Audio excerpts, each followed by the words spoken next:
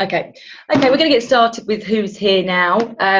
So we've got Michaelis here from Digital MR, who is our expert in communities, who's going to present to you today and show you the platform and talk to you about the online communities.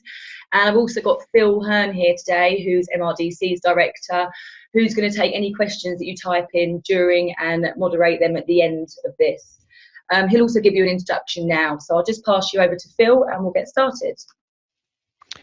All right, well, thanks, Charlotte. So just to give you a little bit of background about today's webinar, and first of all, a little bit about MrDC software.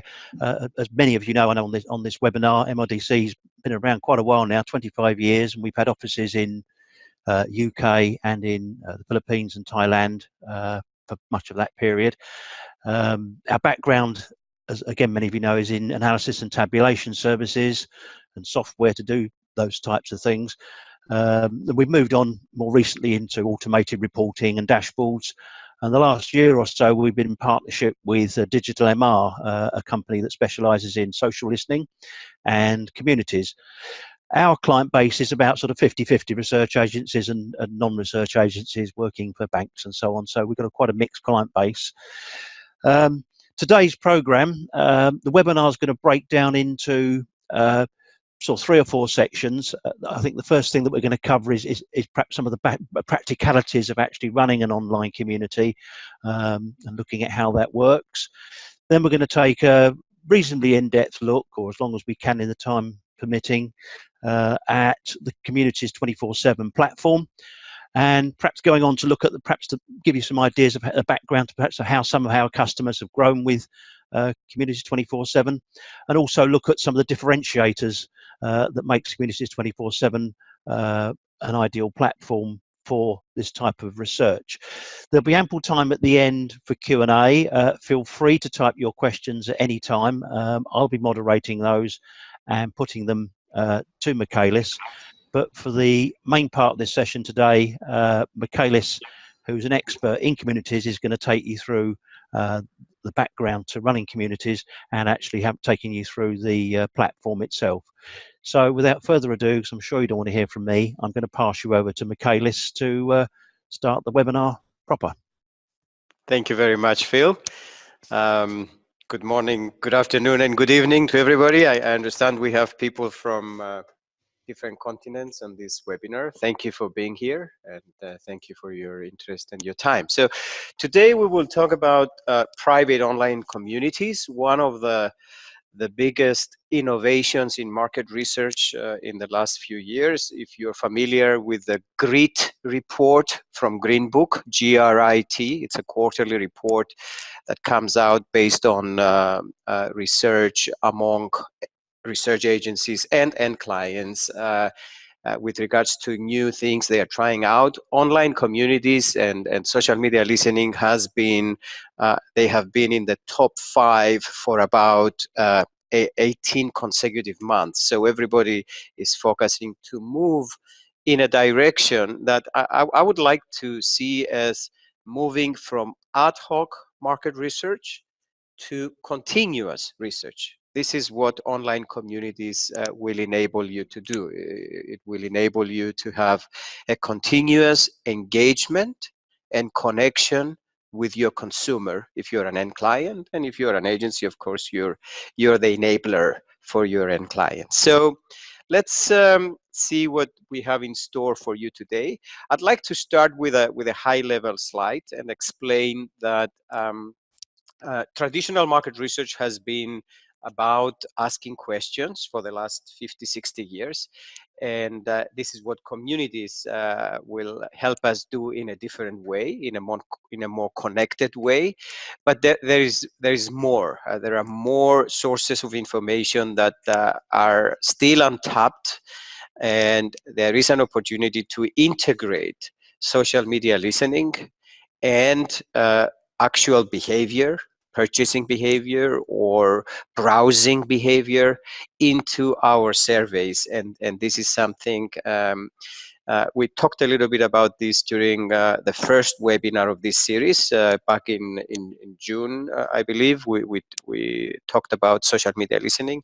Today we will focus on communities 24/7, but I wanted you to know our view about next generation customer insights, which is, we also call it the triple S integration, which refers to social, surveys, and sales. And then of course we need an insights expert to make sense of all of these. All right, so like I indicated at the start, this is we're moving into a new era, the era of actually we're not moving, we're already there, the era of consumer control. And so for that very reason, brands need to be more engaged and more connected with their consumers, and there is a way, thankfully, and this is private online communities. Now there are different types of communities. Let me outline 3 of them. I'll start with the middle one, which is it's a community of a size between 50 members and 300 members. I would call this the sweet spot of private online communities. This is the most popular size of a community, and it is the purpose of a community like this is for online qualitative research, but of course you can also run quantitative research if you're prepared to just get a response from 20-30% of these people. So if you have 300, you will get 60 people to respond. If that's not too low, then you can do surveys. And a major buzzword is co-creation, and co-creation means to allow consumers to be part of the creative cycle, whether you're creating digital content, a YouTube video clip, or new products, the usual process of co-creation will not be unfamiliar to you. It starts with ideation projects, moves on to concept testing, and then product testing. And again, online communities is the ideal approach to be carrying out co-creation in an ongoing basis. To the right, we have the communities that have members in the thousands. You know them as panels. It's possible to use the platform we will be demonstrating to you today for this purpose as well. Because it is more expensive to have more people, to have thousands of people and maintaining thousands of people on a community, these can only be afforded by large organizations, the big blue chip organizations, whereas the smaller ones, they can be afforded by even medium and small size companies. And then to the left, we have a type of communities which is not, it does not relate to market research. It is more about sales and marketing. So you could recruit thousands of people or hundreds, and you could create brand ambassador communities for your customers. But that's more for marketing agencies rather than market research agencies. But if there are any marketing professionals among yourselves from end clients today, that's also an interesting use case for communities. How do we go about establishing a community? Let me say at this point that, so this slide is about long-term communities. And when we say long-term, we typically mean 12 months and longer. But what we see when you are a newbie in this kind of methodology, the best way to start is not by trying to create a long-term community. It's better to walk first before we run, as they say.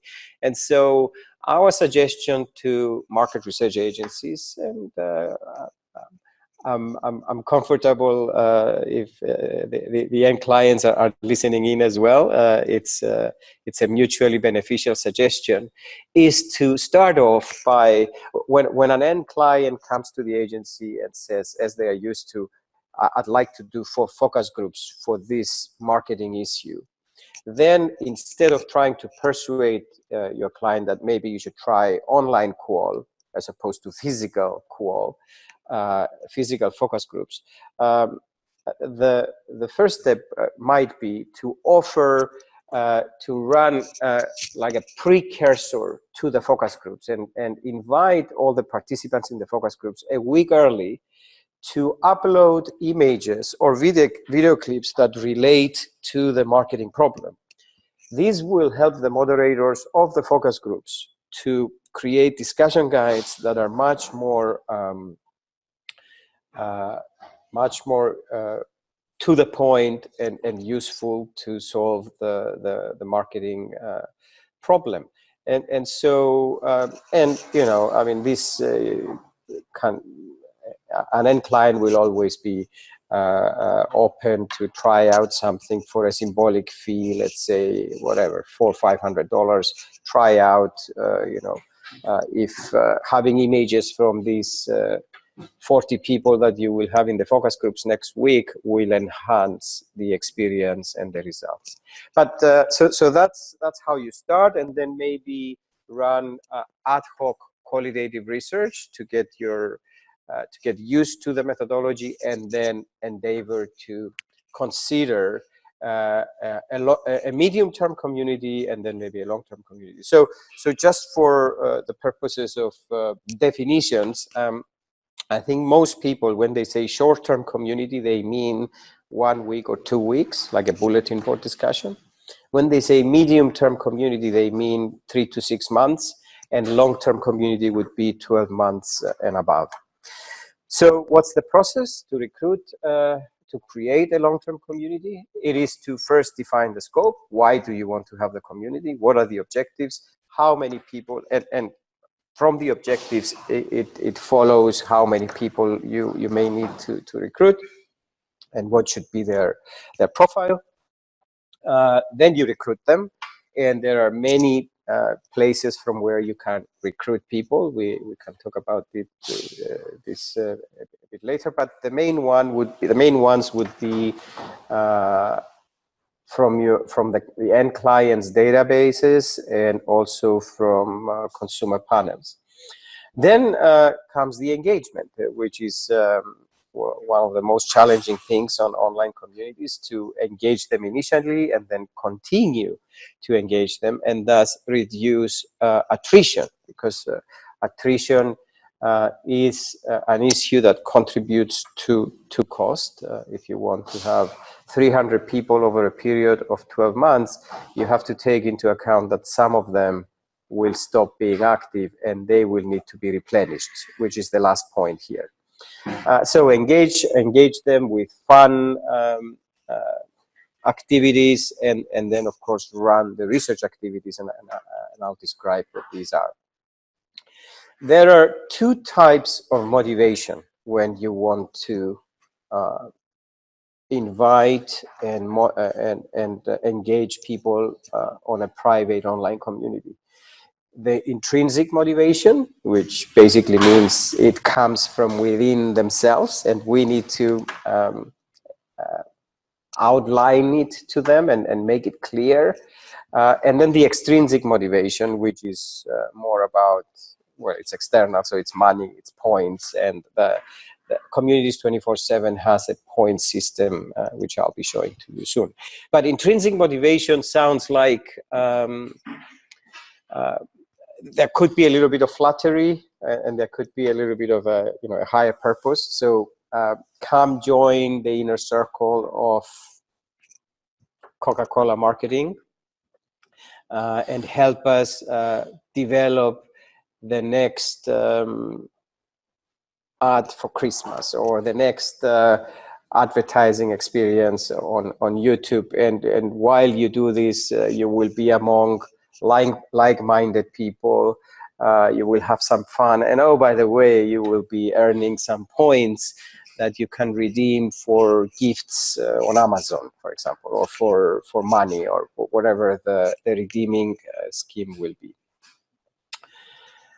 Here is a selection of tools that are available on Communities 24/7 to engage and extract insights and connect with the members. Before I go through them, let me say that Communities 24/7 is a global award-winning platform. It won the Enterprise Gamification Award from Ovum. Ovum is one of the top 3 technology analysts on the planet, alongside with Gartner and Forrester. Gamification means to use gaming techniques to engage people more. It's not about playing games per se. It's about encouraging them to compete, showing them how they can get to the next level if they participate more. So there's a wall, like the Facebook wall, where informal conversations take place. You can run polls. We define a poll as a single question or 2 or 3 questions. You can have bulletin boards or chat groups. The former, so bulletin boards, is an asynchronous approach, which means a moderator can ask a question in the morning and the members can respond in the evening or the next day, so whenever they have time, thus asynchronous. Whereas chat groups would be synchronous, so we would have 6 people online at the same time with a moderator for about 45 to 60 minutes. Photo and video diaries is the new way of doing ethnography. Some people call it netnography. And the members can use their phones to upload images or videos about how they use the products of the end client. Another way to distinguish between research tools and the community is whether they are one-to-one or they are many-to-many. And so you can do both. So bulletin boards and chat groups are many-to-many. So many people are talking to many people. And one-to-one, we are all familiar with the in-depth interviews, a moderator and the respondent. And of course, we have surveys. And there is a unique differentiator here that makes it quite comfortable for you, is that you don't have to learn how to use a new online survey tool.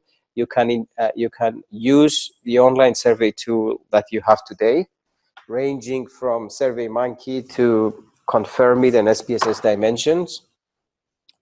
It's just a click of a button, and then it miraculously appears within the community, and it feels like it's a native tool, even though it isn't.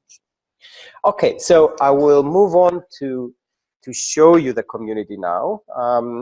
You can, one of the interesting aspects of this is that you can brand it in any way you want. If you're an agency, you can brand it with your brand. If your client wants to have their community branded with their own brand, you can do that too.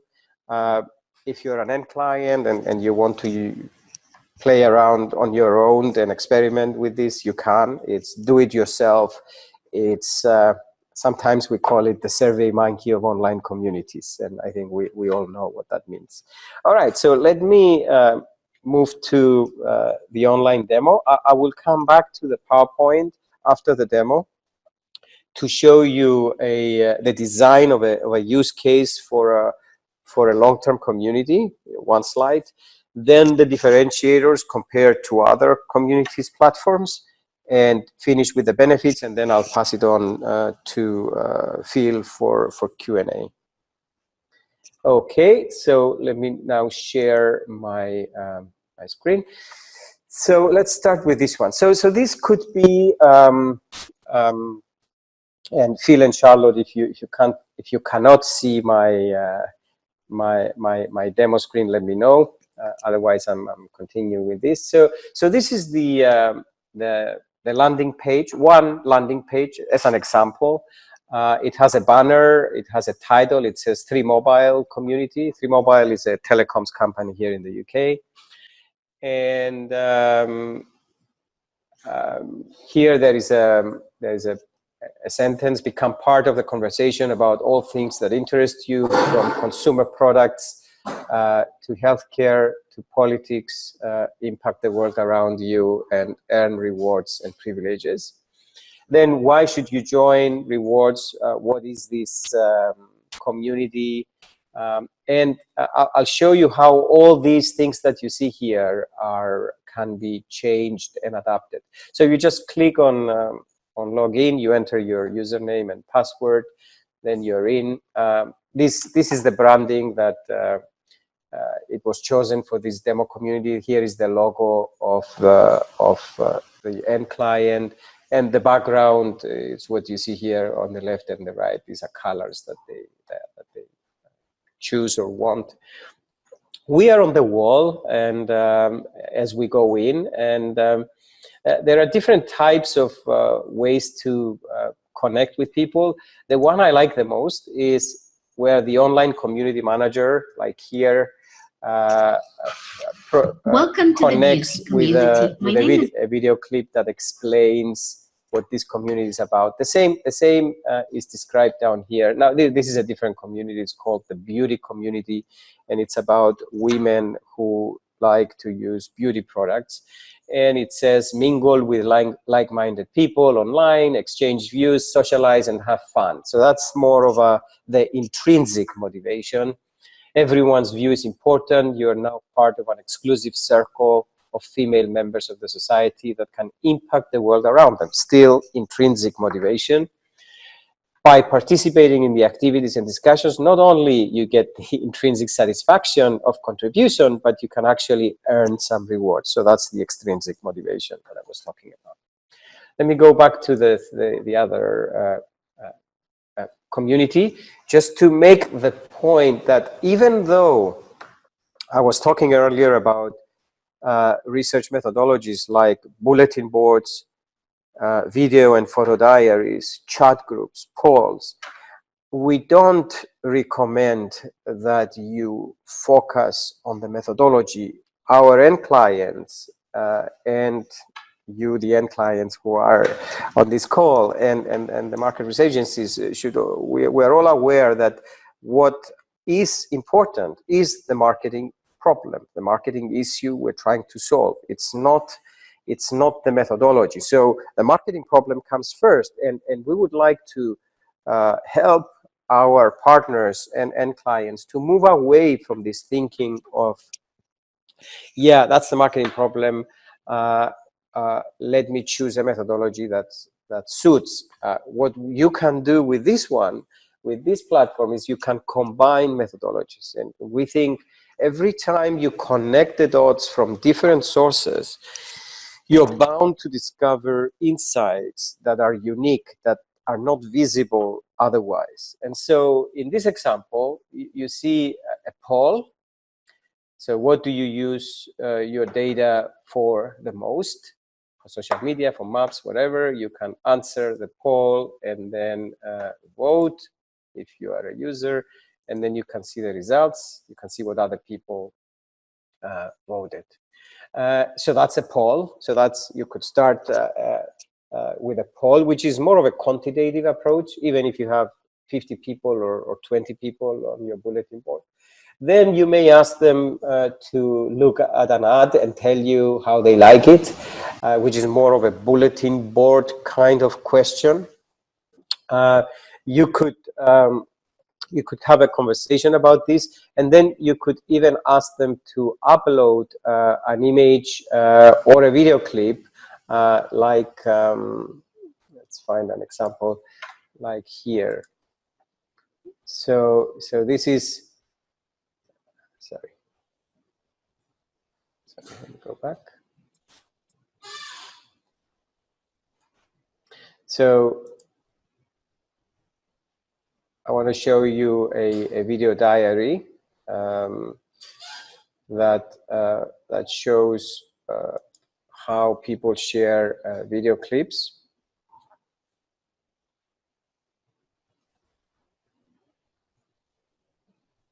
A second. So you could upload a video clip that you have recorded using your phone, or you can connect the video clip that you found on YouTube, or you can upload your video clip on YouTube and then connect it here. And so all these things, yeah, all these things you can combine into one activity, or you can have separate ones. But I talked earlier during the slide presentation about asynchronous and synchronous. So what you're looking at here is asynchronous, and synchronous would be a chat. There will be one here that has been concluded. Well, these are synchronous, which means that people have to be online at the same time. And you just type a message here and it appears immediately. So these are the activities. I also want to show you a survey. Give me a second. Let me just find one good example of a survey. And show you this survey that I will show you is programmed on Survey Gizmo, and it's Survey Gizmo is a cheap tool like SurveyMonkey. Sorry, to log out from here. So this is the landing page where you can get a free trial, by the way. And so now let me log in. Okay, you are looking at some admin pages, which you would have access to as well if you're the admin. So the survey looks like this. So here it says if you participate in this survey, you will get 50 points or 1,000 points, or that's up to you to decide what is a point worth and how you redeem it. So here's the survey. Now this survey is on Survey Gizmo. It's not on the Communities 24/7 platform, but you can't really tell, right? So I click on next. There's a video clip that I need to, I'm asked to view. So I can click here. This is still Survey Gizmo, right? So I'm viewing the video clip and then I'm asked to rank the words that come to mind. And it's interactive, it's fun to use. It's not like your usual boring surveys, but then again, this is a Survey Gizmo functionality. I just wanted to make a point that, you know, you can have a $50 a month tool that can do things like that for you. And here is, you see, none of these questions is traditional. This is a sliding scale, and this is a before and after question. How effective was the makeup? Let's say very effective. There we go, and submit, right? So that was the survey. Now, I think we talked enough about activities, the activities that you can run. Let me show you some other functionality that I think you will find interesting. One is the ability to brand the community in any way you want. The front page, there are some defaults, like a hero template and another default template, but you can go to a front page editor, and here it is, and you can change everything that you see here. You can add a section. So let's have a look at the sections. So we can have text, image, video, text with image, video with image on the right, video with image on the left, and so on. You can change the order of the current sections. So you see we have the column section under the login header. If I want to move this section one down, I just do this and save. And now you see the 3 columns are here. Why you should join rewards? What is the digital Mar hotspot? So you have, it's really easy for anybody without being a programmer or knowing how to script.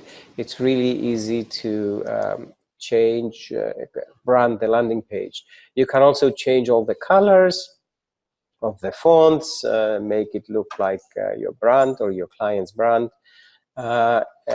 This is where you upload the logo if you want to have a logo, and this is where you upload the background, which you see here, right? So it's made really easy and straightforward for anybody to brand a community and get going. There are some analytics that can help you see how your activities are doing, you know, how many visitors, how many interactions.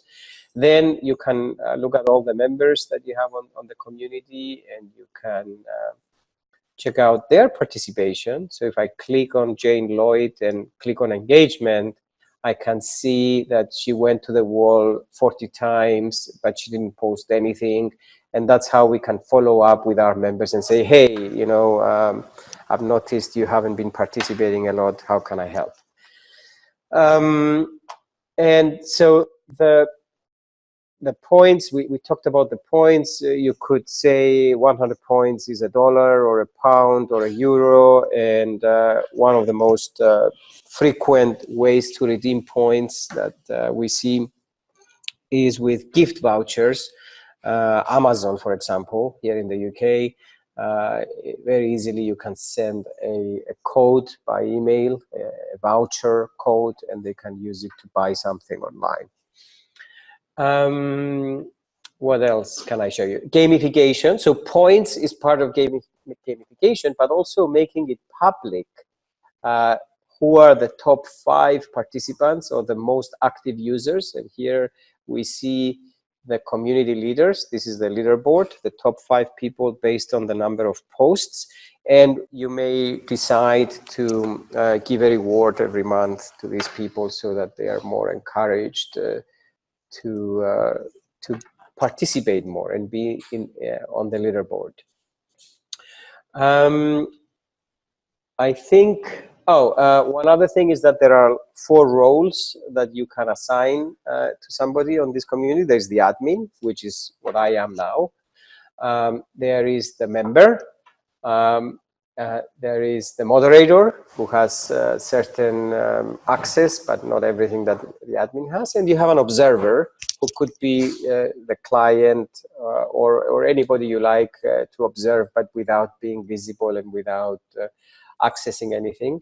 A really neat feature here is that you can, if I go on the list of members, I can view the community the same way Jane Lloyd views the community by clicking here. So if I click on activate, now I see exactly what Jane sees, and you will notice that some of the buttons have disappeared now. So I can't create an activity, I can't brand the community, all the admin buttons disappeared, right? So, but I'm viewing this as a member. I can turn off the view as Jane, and it will go back to me being the administrator of this community. So here you have some the moderator actions and so on. The output of all these qualitative research activities is a transcript. It's nothing new. It's like the traditional focus groups. It's still a transcript of what people type and share, and it can be exported into CSV or HTML, and then the moderator still needs to write a report for you. When it comes to surveys, whatever your survey tool is reporting, you still have that. It doesn't depend on the platform. Anybody can start a conversation, and you can do it by using your mobile phone or your tablet. It doesn't have to be the computer. This is a web responsive layout, so it works on any screen. It recognizes the size of the screen, and it becomes adequate for that size. You can start a conversation, or you can reply to a post very easily, right? Like here. So if I click on reply and say, nice photo, and post, then you will see my reply under here. You see, it's a bit further to the right, so that it's obvious that this is a reply to hello, what do you see? All right, I think enough of the demo. I will now take you back to the PowerPoint and wrap up with the use case of a long-term community calendar of events, if you like, and then the differentiators and the benefits. What you're seeing here is an example of how you can plan a long-term community. And this could be a table that the research agency shares with their client in order to explain to them what the cost is of something like that. And these costs are arbitrary. They could be anything, okay? So don't focus on the cost so much. But so if we wanted to recruit a community with 150 members, of a certain profile, let's say women between 20 and 65 years old who own a pet, a dog. And that's a community for 6 months, all right? There would be a cost to recruit those 150 members. And then there would be a cost to manage and maintain the platform and to brand it, of course. Unless if you are the end client and you're doing everything on your own. And so let's say, so what this says, it's 5,000 euros to recruit 150 members. And that's the total for the whole duration. A community manager is somebody who engages people on the wall, mainly. The community manager, by the way, does not have to be a moderator. Community manager, it is enough if they are from the same cohort as the members. As a matter of fact, it's better this way because they can connect better like a human to human. We don't need to do complex research on the wall. We just need to engage, reduce attrition, and make sure they come back. And so the community manager, we are budgeting here 1,000 euros every month. So for 6 months, the total is 6,000 euros. And this 1,000 euros goes towards a part-time community manager who logs in every day for 2 or 3 hours, and they engage with people on the wall. They answer questions, they run the contests, they praise the leaderboard leaders, and so on. So wall activities and some incentives for, let's say, the best picture of the month, the best photo of the month, that could be included in the community manager cost. And here are some activities. Now, if you want to have a successful community, you have to have at least one major activity every month, so people are kept engaged. And by major activity, we mean a bulletin board, a video diary, a survey, a poll, a chat group, or a combination thereof. Just to make it easy here, we didn't make any combinations. But so in this example, or in this calendar of events for this longer term community, it's really medium term based on my original definition. But what we mean here is not an ad hoc project.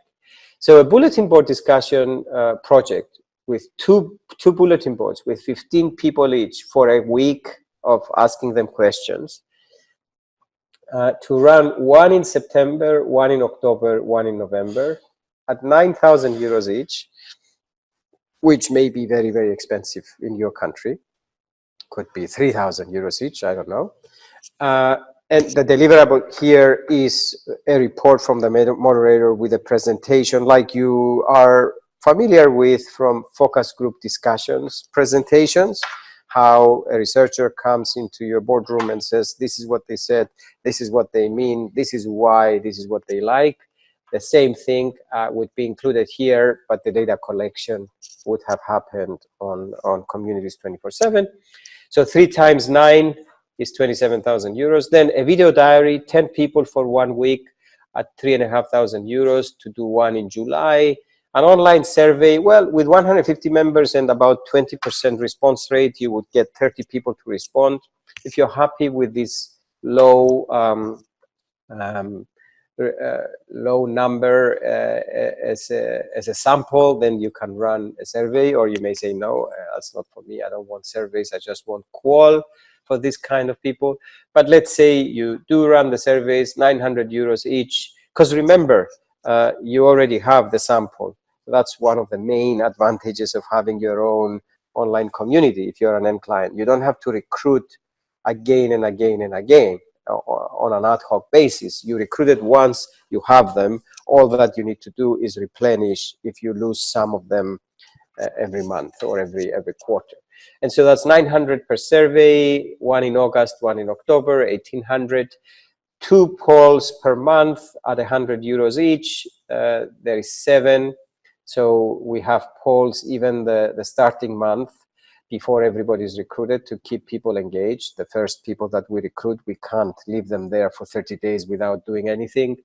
That's 1,400 euros. And then chat groups, 6 people for 60 minutes at 2,000 euros, one in August and one in December, total of 48,700. So that's how you would look at a long-term community. But please remember that this is not where you should start if you are a newbie in this kind of activity. You should start with enhancing a traditional research project like a focus group discussion, and then do an ad hoc call, and then maybe try something like this.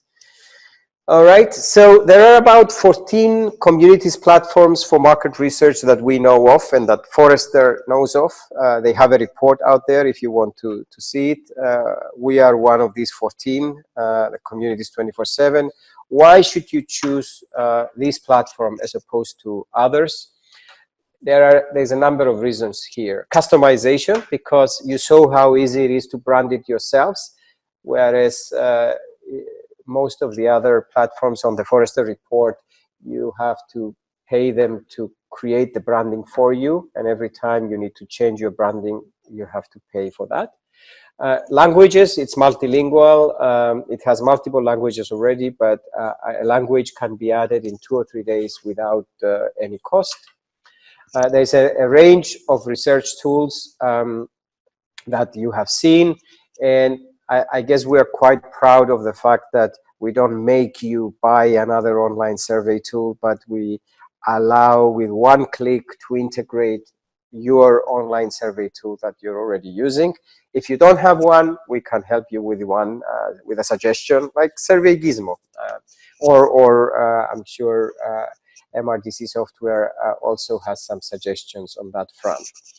Gamification, we talked about that already. I'm not aware of any other platforms being awarded this award. There is one benefit of having a social listening, a text analytics tool in your arsenal when you use communities, is that you can analyze all the posts. Say you have a 6-month worth of conversations. You can throw an algorithm at it, a machine learning algorithm, and analyze it for topics and sentiment and emotions in an automated way. And then there is the pricing, and of course that it is do it yourself. I'll finish with outlining some benefits, and then I'll pass it on to Phil for questions. So the main benefit is that you can connect with your consumers, you can engage, you can have ongoing conversations as opposed to ad hoc and no relationship. You can get better insights by combining multiple data sources, like we saw, a poll, a bulletin board, and a video diary in the same project. You can get a faster turnaround compared to physical focus groups, because transcripts are available immediately at the press of a button, as opposed to having to pay somebody to transcribe a video recording. You get more volume for the same time of participation, more volume of information, because when you chat, everybody can type at the same time, whereas when you talk, you have to wait for your turn. So we find that a chat group online can get you 3 or 4 times the length of a transcript compared to a physical focus group. And then finally, CEOs and boards of directors love to see a consumer talk to them in a video clip that was uploaded on your community's platform.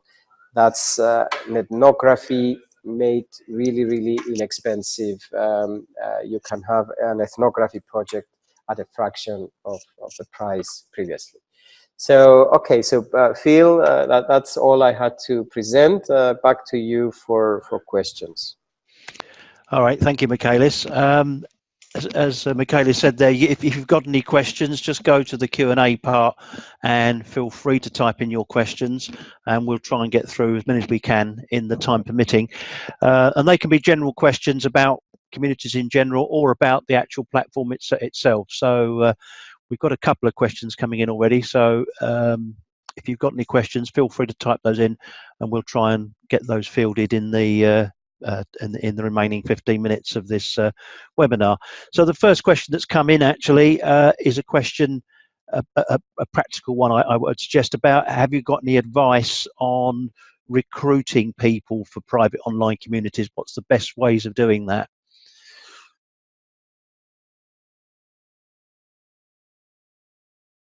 Yes, sorry, I was muted. Yeah, there's a number of ways. I mentioned a couple, but there is more. So the easiest and the most inexpensive is when the end client has its own consumer email database, and we can use that to invite people by email. It's the most inexpensive. Then you have consumer panels. You can go to the Lightspeeds and the Research Nows of this world and provide the target profile and get them to recruit for you.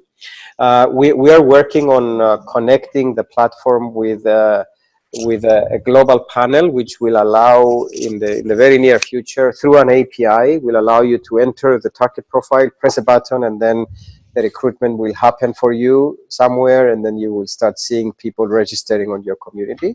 So that's something to make it easier. Then there are some other ways. You can put a banner ad on Facebook or Twitter or YouTube and target certain people. A fourth way is offline. So you can find, and we use this for very low incidences. So if the incidence is, let's say, below 1%, it's very difficult to find people like that on panels. So you would go to a place where they buy the thing you want to, like we had an example in France with cigarillo smokers. The incidence was 0.3%. So we had to send people stand in front of tobacconists and wait to see somebody buy cigarillos, and then they approached them and said, would you like to join a community? And so, yeah, these are some of the ways. I hope this answers the question. Okay, we've got a question here from Chaporn. Quite a good question here, I think. Apart from the engagement, what else do you find challenging in running an online community? So perhaps some help there. Yeah, I think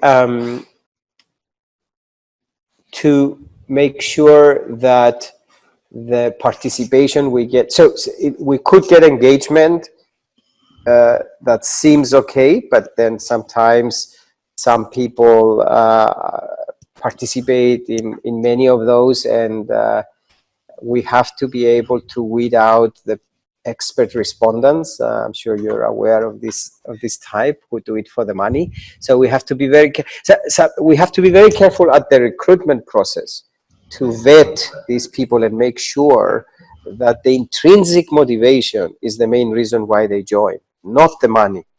If it's the money, it's probably not a good participant. So yes, it is engagement, but it is also to make sure the quality of your members is up there.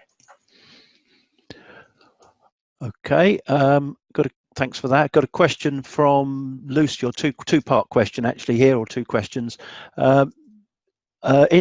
Interested to hear what format the outputs come in, including poll tasks to aid analysis, and how do you manage large volumes of insights from communities? What's the best ways? Yes. Okay. So if it's a qualitative project, then the output is a transcript, as I already said, which will come out in a format of a CSV or Excel, or HTML. The difference between CSV and HTML is that the HTML has all the images and it's structured exactly the same way you see it on the on your screen. The CSV is more of a table that has all the responses in all the members in the lines and their responses in the columns, and you can manipulate that to create a report. When it comes to polls, it's a table again. It's an Excel table that gives you the answers, the number of people who answered for the different options, and it comes out of the platform. When it comes to surveys, though, the reporting has nothing to do with the communities platform because you're going to be using your own survey tool. So if you're using Confirm It, you will get the reporting from Confirm It, not from Communities 24/7. I hope this answers the question. All right, thank you. 2 or 3 more still coming in. Can you provide more info or information on how a platform would be used differently for large communities? I know you talked at the beginning about communities being between, I think, 50 and 300 people being the sweet spot. Obviously, there's larger communities too. How would it differ? Yeah, if you have thousands of people on a community, so it's more of a panel, and the reason why you would do that is because you run more quantitative type of research. I guess the main difference will be the number of people that you have to recruit every quarter because of attrition. Also, another difference is that there won't be a cozy feeling among the participants when they come to the wall because there is so many and they don't know each other. So if you compare a community with 50 people where they all know each other and they are becoming friends, it's a lot easier to maintain the engagement and keep the attrition low with 50 people than it is with 10,000 people. But then again, these are 2 different propositions, and it's still very beneficial to have your own panel because you don't have to recruit the same people again and again and again, right? So it's when it comes to thousands of people on a community, so a panel, which let me say unequivocally that the platform is perfectly appropriate to run a panel. It's like a panel software. The challenge is going to be the engagement and the attrition and the management of all these people to make them participate. All right, thank you. There's another question here from Piers. He asks, how are panel members prompted to take part in a new activity? Do you need to rely on them to go to the activity pane to choose a task or a survey, or can you email them in some other way? So yes, at the moment the way we notify people is through email. We are working on some other methods as well. Some of our clients, like a bank, for example, they like to use their own SMS system as well to send them reminders sometimes. But the main notification system is based on emails. And if you're really concerned about somebody, so let's say you have a bulletin board of 10 people and 2 of them are not responding to the emails, the research agency can always pick up the phone and find out what's going on if that's necessary and acceptable. But yeah, it's mainly emails. Okay. Question from Sandra here. Is the platform compatible with mobile devices through an app or H5, and also can it be used with Chinese? Yes, absolutely. So it's I said earlier that it is web responsive. Yes, it is based on HTML5. So the software recognizes your screen, and it fits itself onto your screen, and it looks like a mobile app, even though it is a web app. One of the things that we're looking at for the future is to create a hybrid mobile app that will allow the notifications to appear on the mobile phone, but it would still access a web app. So yes, it's HTML5. It's not native mobile app, but the experience is exactly like as if it was a mobile app when you use your phone to access it. Okay, another question here. Can you do online focus groups or IDIs with webcam devices? If so, are they auto recording? Can they auto record? Yeah, when there is no native software for webcam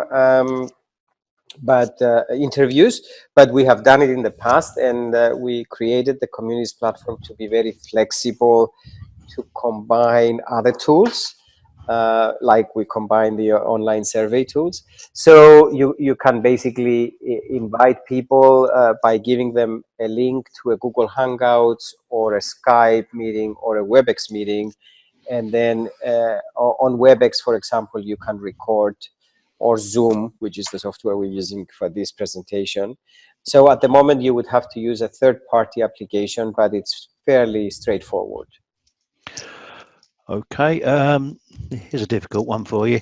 How would you measure the success of a community?